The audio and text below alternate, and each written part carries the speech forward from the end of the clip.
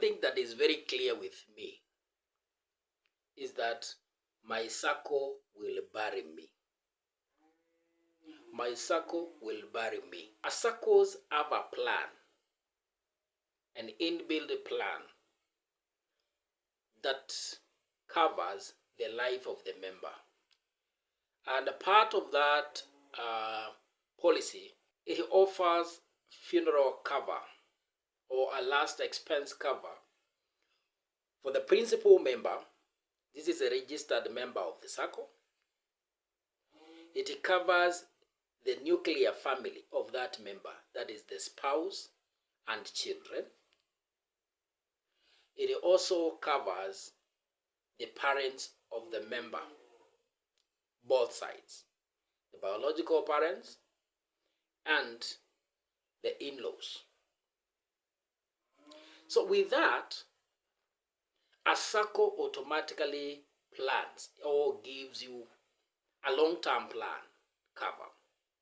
Much of the things, the long-term goals that we have will be on retirement and possibly our last expense covers. We are Africans, very true. And for that reason, most appreciate that when they pass on, then the community offers a sort of insurance. And that is true. But on top of that, the burial is not in the attendance of the ceremony, but facilitating to cover the costs of that celebration. And that is where my Sacco comes in. My Sacco will pay out a given amount of money to cater for or contribute towards my funeral expenses.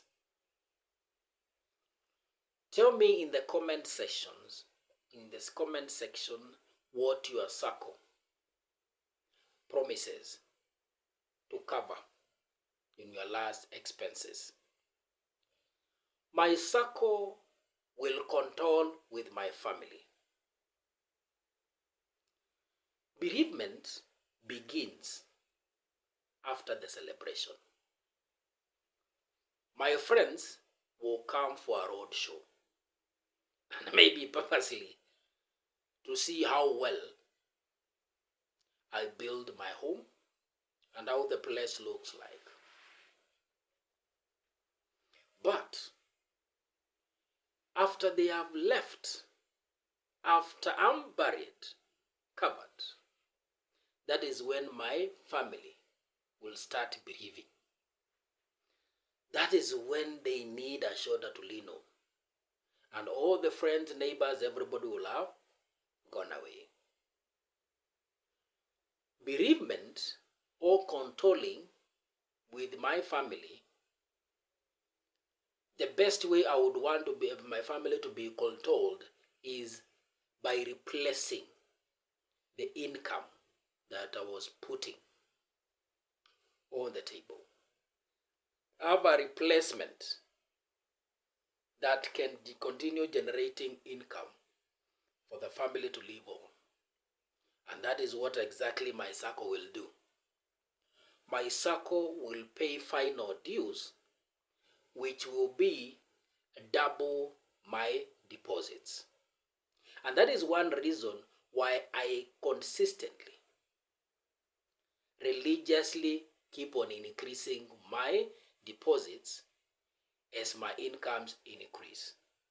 Sometimes I even lump up my dividends back into share capital and deposits, because I'm trying to build a cushion for my family. Not because I know I will die. But my question has always been, suppose I die early, what happens? Because death is inevitable. Nobody requests to die, but we shall all die. The timing is the problem. So I need a surety that when I'm gone, my income shall be replaced. Once the Sacco pays out the final dues in lump sum, I've taught my sons, I've taught my family, I've taught my wife how to take that lump sum and put it in an investment vehicle that will be generating passive incomes, even if not full amount or full replacement of what I was generating, but at least a part of what I was generating for the family will go a long way.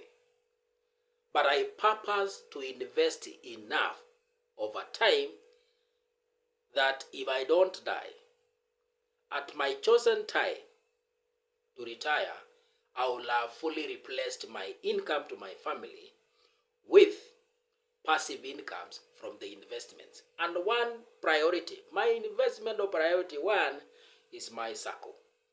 I have diligently sought a good Sacco. I know I'm in a good Sacco. Tell me which Sacco you are in the comment section, and I will tell you mine. Or I will tell you one that I know is as good as mine. In the event it happened that I get to a position of inability,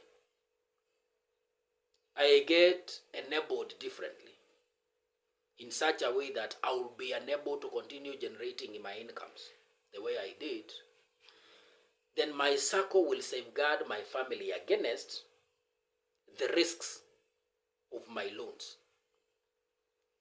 My Sacco has insured my loans to the extent that if I become disabled, confirmed that I'm unable to continue generating my incomes, then a policy will come into place and the loans shall be settled. The same is when I die. If I happen to die when I have an active loan or a loan balance with my Sacco, that loan shall be paid by the insurance policy that my Sacco has instituted. That is all about the Sacco Singing Fund. Just like we do in our villages, in our communities, in our welfare groups, we do monthly contributions towards welfare funds, which I highly encourage. That investment, the social investment that you do through your parents and through the community in the village, I highly encourage, because my Sacco, I know, will not take part in some of the activities or duties during my value that the people, my social people in the village, will do. They will come and give scoldment with family. They fetch firewood. At least at that time, they will come close, and they are arrangements that he will partake that my Sacco may not do. So all those are forms of investments, and pursuing them is what forms your planning, bereavement planning, a long-term plan. The main question, one important question is, suppose I die early, what happens to my people? What will happen to my children? What will happen to my wife? Suppose I get disabled, I'm not able to generate any income. What happens to that family? What happens to my children's education? Suppose I suffer a chronic ailment that permanently interferes with my cash flows. What happens to the family? What happens to the children? These are some of the important questions that we need to look at in our planning, our investments. If I die, that investment towards which I'm pumping my savings, I'm pumping monthly contributions, if I die, the income stops, meaning the contributions stop. So that investment gets halted. Dying, my income stops. What happens to the children's education? A disability that disables me from generating incomes, what happens to my children's education? What happens to those who depend on me? Those are important questions. Those are risks that require management. Dying is a risk, and dying too early is a bigger risk. How do we manage these risks? My recommendation, without much explanation, is risk management that includes risk transfer. Thank you for watching.